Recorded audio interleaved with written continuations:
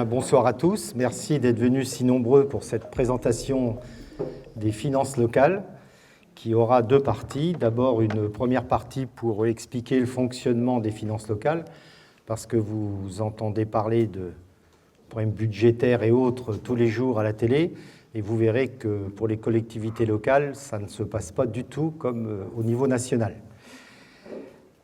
Donc je suis heureux de vous accueillir. C'est un exercice qu'avec l'équipe nous faisons depuis 2009, puisque nous estimons normal de rendre compte à la population de comment est dépensé votre argent au sein de la commune ou comment est épargné votre argent au sein de la commune. Donc pour nous, la transparence et la participation citoyenne est importante, puisqu'au départ, on fabrique un PPI par rapport aux attentes des tricastines et des tricastins. Et après tout cela, bien, quand on fait le chiffrage des dépenses, il faut mettre des priorités, puisque les finances ne sont pas extensibles. Et vous verrez qu'on a une règle d'or depuis 2009, c'est de ne pas augmenter les taux d'imposition. Donc c'est important pour nous, donc il faut rentrer toujours dans le montant total des recettes, qu'elles soient soit attribuées par l'État. Pour Saint-Paul-Trois-Châteaux, c'est facile, c'est zéro, soit qui proviennent des recettes de finances des impositions, qu'elles soient industrielles ou qu'elles soient tout le monde économique ou du particulier. Donc on a souhaité de vous montrer cet exercice en deux parties. Une première partie sur les généralités, qu'est-ce qu'un budget municipal, comment ça se construit, quelles sont les dates clés au cours de l'année que nous avons mis en place à Saint-Paul-Trois-Châteaux, ce qui est un peu différent sur les autres communes. Donc pourquoi nous avons fait ce choix? Et je suis entouré donc de Alain Rivière, qui est plus particulièrement chargé des travaux du quotidien et de tout ce qui est espace vert et du sport, avec son collègue Benoît Maigre, de Céline Aranega, qui est chargée de la solidarité et du scolaire. Et la pièce maîtresse de l'échiquier, c'est Karine Beaumenel, qui est la directrice administrative et financière de la ville.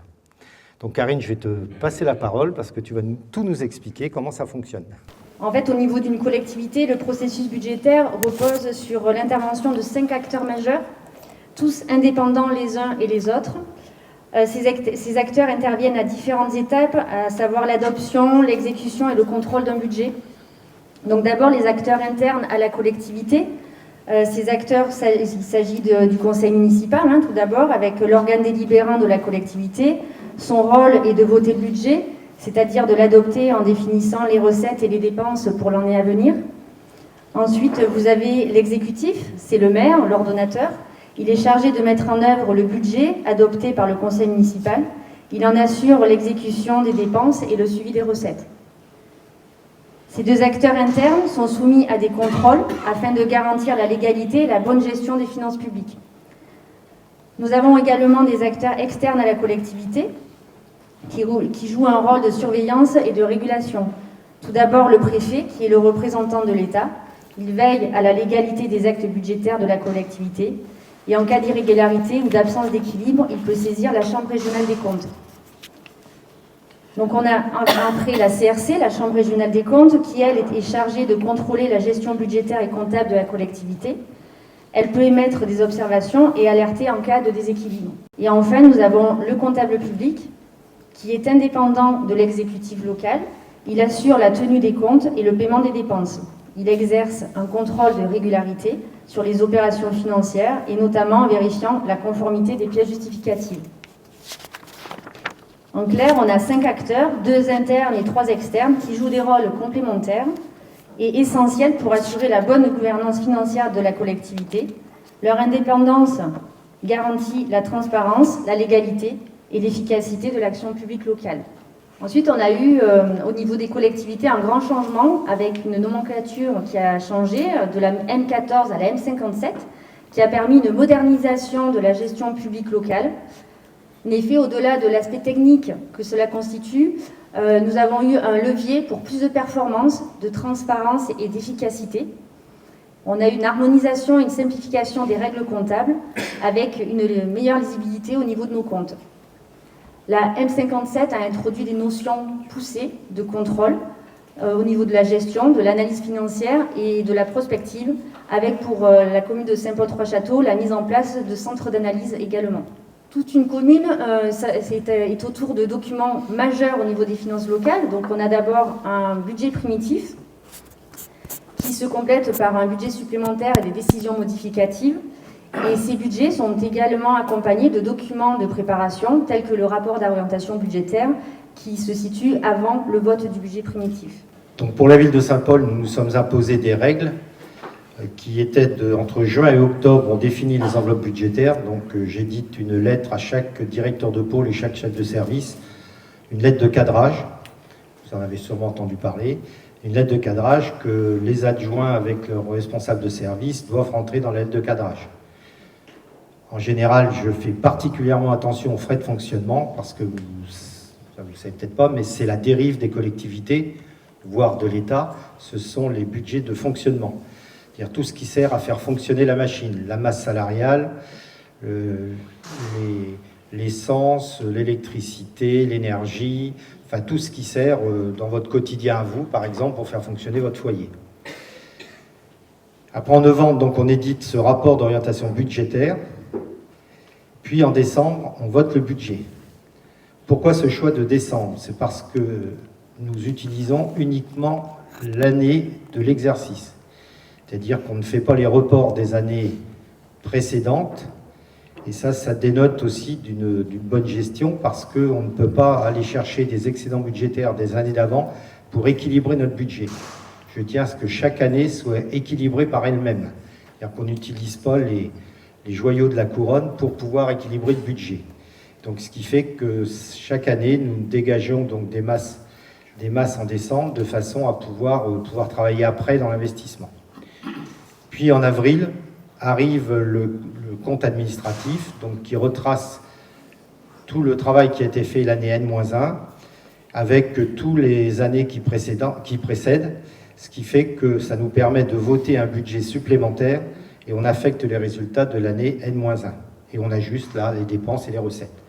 Sachant ce que je demande aux services et aux adjoints, c'est qu'en juin-octobre, le budget global de l'année soit réalisé.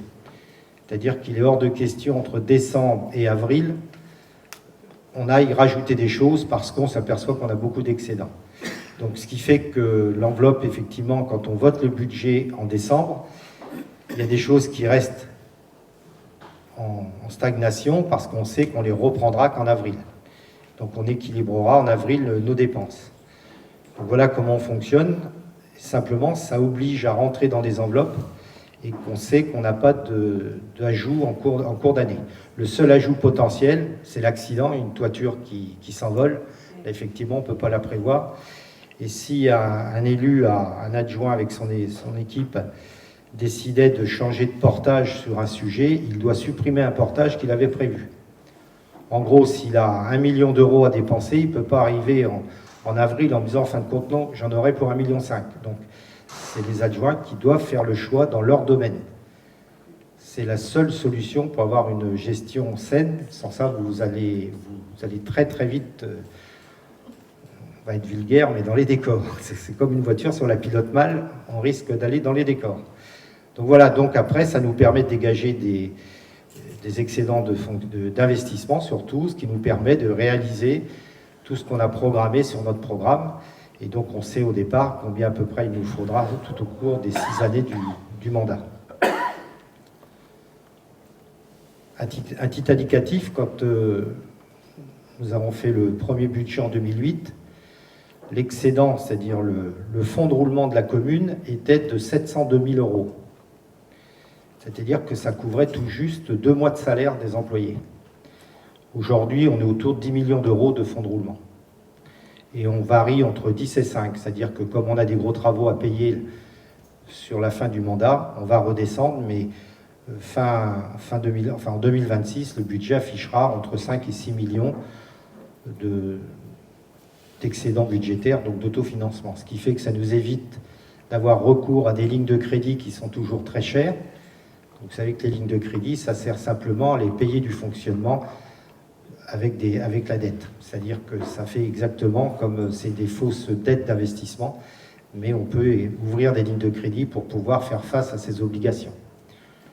Une bonne gestion, c'est en gros, il nous faut entre 4 et 6 mois de masse salariale d'avance Donc, je ne sais pas si on le verra en détail, mais la masse salariale de Saint-Paul est à peu près entre 9 millions et 9 millions 5. Donc, vous voyez, de ne pas descendre en dessous de 4 millions me paraît plutôt prudent et plutôt mieux pour éviter d'avoir des incidents de parcours. Donc, je vais vous parler de la situation financière de la commune, donc analysée par la DDFiP jusqu'en 2024. Donc, le ratio d'endettement, ça c'est important aussi, c'est le ratio qui est calculé. Donc, le seuil de vigilance communément admis est fixé au chiffre de 1,43. C'est-à-dire qu'à 1,43, la direction des finances locales du département commence à vous dire attention, là vous risquez d'aller dans le mur.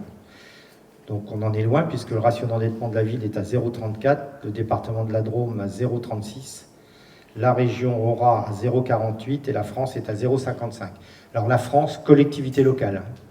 Attention, parce que si on rajoute l'État, on n'est pas 0,55. Le coefficient d'autofinancement, donc c'est ce que je vous disais tout à l'heure, lorsqu'on a tout payé, qu'on a chiffré toutes nos dépenses et toutes nos recettes, il nous reste un certain montant, ce qu'on appelle l'autofinancement courant. C'est ce qui sert à faire d'investissement. Donc nous, on se situe à 0,83. Donc la Drôme est à 0,81, la région Aura à 0,85 et la France est à 0,87. La capacité de désendettement, là c'est pareil, un désendettement, une collectivité est en moyenne en capacité de se désendetter entre 5 et 7 ans. On trouve que c'est normal. Nous sommes à 1,8, la Drôme à 1,6, la région Aura à 2,39 et la France à 2,96. Donc vous voyez, pas de souci particulier sur le désendettement potentiel de la ville. Ça veut dire qu'on serait capable, en 1,8 années, de rembourser notre dette. Donc en 2025, qu'avons-nous fait? Ou qu'allons-nous finir? Donc je vous rappelle qu'on a eu une période qui était compliquée par l'inflation et une recrudescence des tensions internationales. Je vous rappelle la montée des coûts de l'énergie, en particulier, qui a aussi entraîné la montée des matières premières.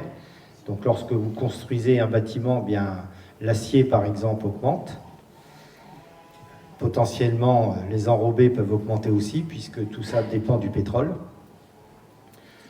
Donc on fait, nous, une gestion du bon père de famille qui nous permet de garder une poire pour la soif et de garantir un rythme d'investissement soutenu. C'est ce que je vous expliquais. Il est très dangereux de ne pas avoir, un fonds de roulement qui soit sans être... Alors, automatiquement, il est très important à des moments du cycle d'un mandat, mais il va vite fondre dès qu'on va payer les gros travaux. Par contre, il faut que, quand tout est payé, qu'il reste un matelas suffisant pour se garantir aussi d'un risque de demande de l'État. Vous le verrez plus tard, c'est ce qui nous est arrivé cette année. Donc certains ont dû annuler des choses dans des communes pour pouvoir payer ce que l'État leur demandait. Donc on a une crédibilité financière qui n'a pas failli depuis des années, et donc on a réussi à assurer pleinement notre rôle auprès des habitants lorsqu'il y a eu des crises. Je vous rappellerai qu'une chose, par exemple, le centre de vaccination du Covid a été supporté par la ville de Saint-Paul-Trois-Châteaux. Il y avait aussi une raison, c'est que l'ARS et le préfet nous faisaient confiance pour pouvoir assurer pleinement parce qu'au départ, personne ne savait combien ça allait coûter, personne ne savait le temps que ça allait durer. Donc, c'est un exemple. Donc 3 piliers pour bâtir ce budget 2025. Budget, je serais tenté de vous dire, la règle d'or pour nous, pour notre équipe, c'est la non-augmentation des taux d'imposition. Et une politique tarifaire stable avec un choix de ne pas augmenter les tarifs alors que bien d'autres communes ont augmenté avec l'inflation. Pour ceux qui ont leurs enfants à la cantine, vous avez vu que nous n'avons pas augmenté les coûts à la cantine, par exemple. On a aussi mis en œuvre tous nos engagements de mandat à un rythme et selon des formats compatibles avec le contexte budgétaire actuel et dans le respect de notre enveloppe du plan pluriannuel d'investissement. Alors certains peuvent dire on termine tout en fin de mandat. Vous n'oublierez pas que pendant les 18 premiers mois du mandat, nous n'avons pu rien faire, puisque soit les entreprises, soit les architectes, soit nous-mêmes dans les services, on était bloqués par la Covid. Et le temps que tout ça redémarre, on a perdu un peu de temps, puisque même si nous on travaillait, à un moment donné, il nous faut des spécialistes pour monter les dossiers. Donc on continue à surtout avoir une gestion rigoureuse et surtout la maîtrise des dépenses. Cette année, sur les frais de fonctionnement, j'ai demandé une baisse de 5% des frais de fonctionnement. Et ce que mes adjoints, avec le sourire, ont réussi à faire. Donc vous voyez, le budget principal total est de 62 873 000 euros. Donc on a pratiquement 40 millions en fonctionnement et 23 millions d'investissement. À cela, on peut ajouter la maison de santé qui a un montant de 1 165 000 euros. Le budget d'assainissement qui est à hauteur de 3,9 millions et l'eau potable 1,3 million. Les grandes masses de dépenses, sur le sport 3 095 000 euros, la culture 2 097 000 euros, la jeunesse 0,4. Alors savoir que dedans sont intégrés les frais d'investissement. Donc c'est pour un total de 8 millions. L'enseignement 5 millions 13, la santé 1 million 23. Donc pour ça c'est pour 2025. Vous comprendrez si on avait été l'année où on a construit la maison de santé, le budget santé et social aurait été plus haut que ça, mais par contre le sport aurait été plus bas et la culture aussi. Et l'enseignement bien sûr, puisque à côté vous avez l'école. En sécurité 0,8 millions d'euros. La voirie 4,23 millions, dont une réserve de 2,5 millions pour le diffuseur A7.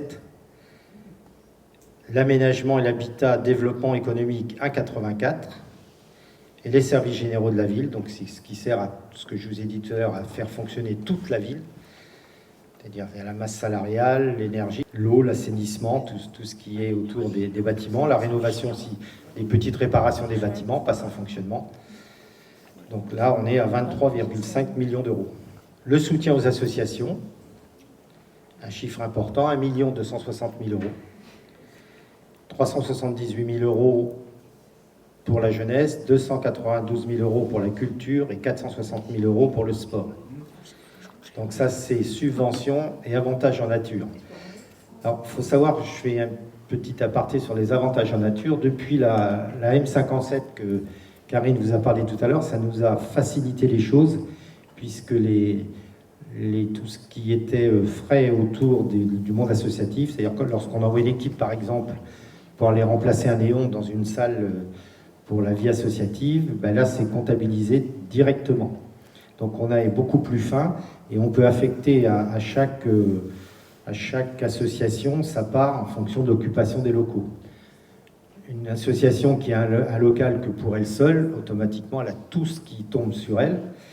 Donc ça fait, par exemple, si je prends le football, par exemple, ben, eux, ils ont leur stade, c'est que pour eux. Donc ce qui fait que tout l'entretien du stade est affecté sur la charge football. Et ils sont demandeurs d'ailleurs, les associations, d'avoir le détail des avantages en nature. Parce que vous pouvez avoir une petite subvention, mais par contre que les avantages en nature soient élevés. Donc ça veut dire aussi l'effort que la collectivité fait pour que l'association puisse vivre. Alors ce qui vous importe aussi, ce qui est important, c'est les recettes. Donc les recettes des particuliers représentent 26% par rapport à la masse totale qui est à 74%. Avant, on était plutôt à hauteur de 15%, mais ce qui a bougé, vous avez entendu parler, c'est la suppression de la CFE auprès des entreprises. Donc notre CFE est faite simplement maintenant d'une compensation de l'État. La CVAE, pardon. Là, la CFE reste en partie, c'est vrai, désolé. C'est la CVAE, donc c'est la taxe sur la valeur ajoutée que l'État a pris en charge. Donc maintenant, on ne le touche plus sous forme d'impôt, mais on le touche sous forme de compensation de l'État. Alors vous avez dû en entendre parler, ça, du fameux Dédico-Quesaco. Tout le monde s'amuse, les maires aussi. Donc la loi de finances 2025, nous, notre budget était réalisé. On va dire que 90% des communes, voire 95% avaient fait leur budget. Et les services de Bercy nous ont trouvé une petite combine en disant qu'effectivement, il faut que les collectivités fassent preuve de solidarité pour la dette de l'État. Donc l'État a décidé de créer un impôt. Je ne vais pas vous parler du calcul J'étais aux assises des petites villes de France la semaine dernière. Personne ne sait comment c'est calculé. Donc ce dispositif, il prévoit de prélever un certain nombre de collectivités, pas toutes, sur leur 12e de fiscalité jusqu'à atteindre une contribution totale d'1 milliard d'euros. Là où le fonds de réserve devait ponctionner 450 collectivités pour un prélèvement total de 3 milliards d'euros. C'est-à-dire qu'ils étaient revenus un petit peu en arrière parce que ça avait vraiment grogné, mais il y a quand même 1 milliard d'euros qu'il faut aller ponctionner. Donc la contribution pour la ville de Saint-Paul en 2025 est de 360 145 euros. Ça devait être 375, on a baissé un peu. Alors, on est content parce qu'on est quand même on tient le pompon puisqu'on est la première commune contributrice de la Drôme. Donc on a une chance quand même. Hein. La 11e sur la région Auvergne-Rhône-Alpes, pardon. La 2e des communes de moins de 10 000 habitants. Et au niveau France, on est la 100e sur les 34 934 communes. En fin de compte, c'est une punition au bon gestionnaire. Voilà comment elle a été qualifiée aux assises. Mais on s'en remettra. Donc vous comprenez bien que si on n'a pas un fonds de roulement suffisant, imaginez, on est dans la situation de 2008, on a 710 000 euros de fonds de fonds de roulement. La facture nous tombe, parce que la facture, nous, c'est simple, hein, Bercy prélève, ils ne s'embêtent pas, outre mesure. Vous voyez, 360 000 euros, ils nous pompaient la moitié d'autofinancement, il restait 350 000 euros d'autofinancement à la ville de Saint-Paul, ce qui aurait été une catastrophe, entre parenthèses. Voilà. Donc c'est vrai, nous, sur nos quelques millions, effectivement, les 360 000, on va les absorber. On ne voudrait pas que ça se reproduise. Mais apparemment, ça va se reproduire, mais avec force. Donc les chantiers majeurs, vous le savez, on a terminé donc, le centre aquatique Odysseo. On a eu 1,8 million de subventions. Alors on a battu un record puisqu'on n'était jamais passé au-dessus de 100 000 entrées sur l'ancien 2003. Et là on est à 148 000, en gros 150 000 entrées, donc, et on a progressé encore de 14% par rapport à 2003.